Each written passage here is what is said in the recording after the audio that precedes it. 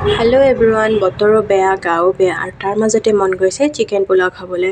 আৰু যিহেতু এতিয়া ৰাতিও হৈছে, ঘৰৰ পৰা ওলাইও যাব নোৱাৰোঁ, সেইবাবে ভাবিলোঁ ঘৰতে আজি ট্ৰাই কৰা যাওক। পিছে গাইছ, মই বনোৱা মেলাত ইমান পাকৈত নহয়, তথাপিও ঘৰৰ মানুহেহে খাব, সেইবাবে চলি যাব আৰু আজি। পোনপ্ৰথমে পিঁয়াজ কাটি ল'লোঁ আৰু দেখিছেনে চকু একদম পূৰা পুৰিছে।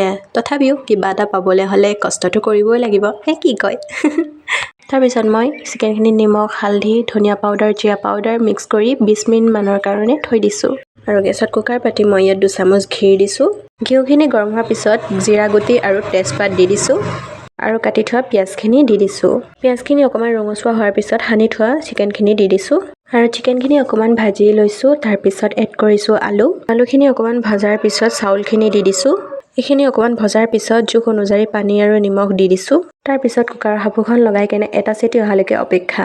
আৰু মোৰ ৰেডি হৈ গ'ল চিকেন পোলাও। পিছে গাইজ বিশ্বাস কৰক, ভবাতকৈও বহুত বেছি টেষ্টি হৈছিলে। বাৰু দিয়ক, আজি ভিডিঅ'টো ইমানতে সামৰিছোঁ। বাই।